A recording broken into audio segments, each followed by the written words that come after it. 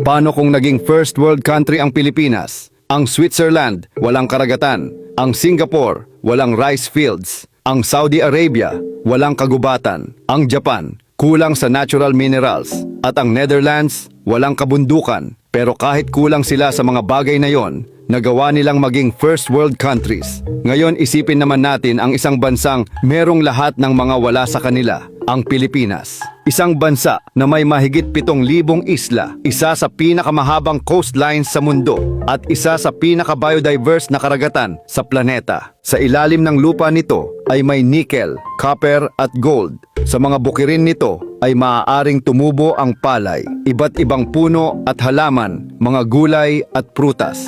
At sa paligid nito ay dumadaan ang ilan sa pinakamahalagang shipping routes sa mundo. Sa madaling salita, kung pag-uusapan lang ang natural potential, ang Pilipinas ay maituturing na pinagpala. Pero ngayon, isipin natin ang isang tanong. Paano kung magamit natin lahat ng yamang ito ng tama? Isipin ang isang Pilipinas na food secure, modernong irigasyon sa mga bukirin, high-tech farming, mas produktibong agrikultura, hindi lang sapat para sa Pilipinas, kundi nag-e-export pa ng pagkain sa ibang bansa. Isipin ang isang Pilipinas na energy independent. Geothermal mula sa mga bulkan, solar farms sa mga kapatagan, wind farms sa mga baybayin, mas murang kuryente, mas malakas na industriya, mas maraming trabaho. Isipin ang isang Pilipinas na ginagamit ang sarili nitong minerals. Hindi lang raw materials ang inilalabas ng bansa, kundi dito mismo ginagawa ang processing, refining at manufacturing, battery factories, electronics, high-value exports. At sa gitna ng Pacific at Asia,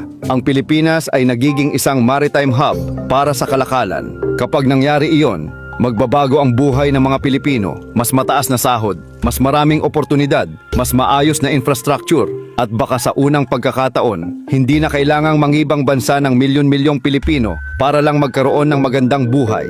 Dahil ang totoo, ang Pilipinas ay hindi isang mahirap na bansa.